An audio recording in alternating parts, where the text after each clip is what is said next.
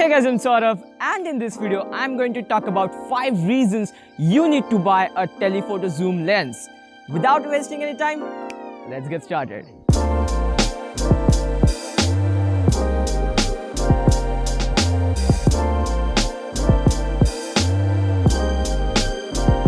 So the very first obvious reason to buy a telephoto zoom lens is the variable focal length. Now, if you consider this particular lens, this is a 70 to 200. So if I want to shoot something wide at 70 mm, I have a lens for that. If I want to shoot something close right at 200 mm, I have again the focal length available. If I want to shoot something in between like the 85 mm, 105 or 135 mm, I have it. So I have the variable focal length, right? I can be at a position, I can zoom, and I can change the composition.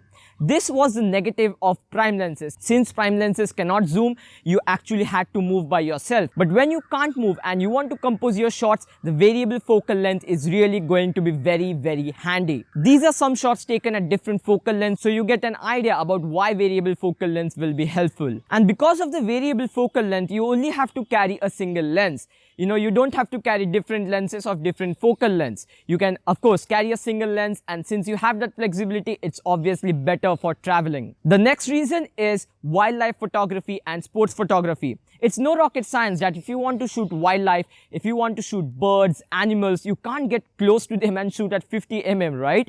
You have to get a telephoto zoom lens and shoot maybe at 200, 300 or maybe even 400 mm or more than that, depending on the type of animal or the type of situation you are in. So a telephoto zoom lens is obviously the go-to choice for wildlife photography, but also for sports photography, the telephoto zoom lenses are really very helpful.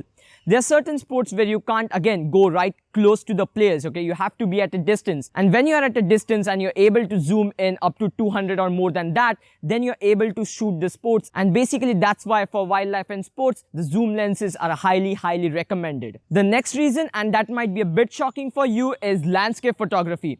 Now you might wonder, sort of wildlife and sports, we understand. Zoom lenses are recommended because you have to zoom in. But for landscape photos, you need wide angle lenses, right? The wider the lens, the better landscape images you will get. No, that's utter nonsense. Actually, a telephoto zoom lens is a must-have lens for landscape photographers, because if you want to actually focus on a smaller part of the landscape, you actually need a telephoto zoom lens. So in this example, a wider angle lens will give you a wider perspective of a landscape. And if you want to concentrate on a smaller part of it, you can't do that. So if you have a telephoto zoom lens, you can do it. You can focus on the smaller part and compose the shot the way you want. It will add a different dimension to your landscape images. Some of the landscape photographers even use a 400 or a 600 mm lens for capturing those very tight landscape images. You might be thinking that telephoto zoom lenses are not for landscape images, but give it a try and see, you will really get very good images. The next reason is portrait photography.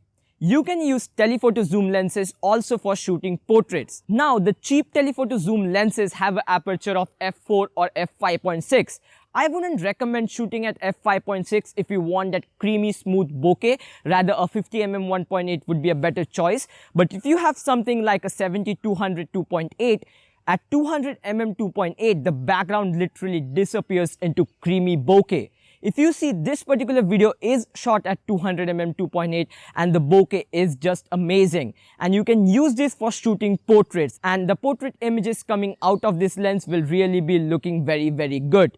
So again, prime lenses can be a good option for portrait photography, but if you want to use a telephoto zoom lens, you can use it provided your zoom lens has a wider aperture, something like a 2.8 or f4. The last but not the least is the zoom compression. What I actually mean by compression is the distance between the subjects actually starts getting reduced.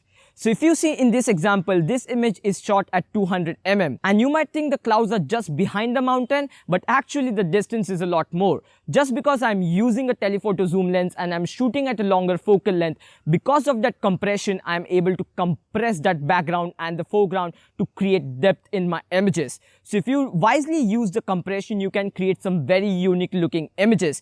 But remember, just because you have that longer focal length doesn't mean you always have to shoot at that longer focal focal length. Sometimes compression can be useful and sometimes it might not. So use it wisely. So that was it from this video. Telephoto zoom lens can really be very helpful if you know how to use it. There are various applications as you saw in this video, and if this video helped you, press the like button, subscribe to my channel for more such content, and I will talk to you guys in the next one. Bye.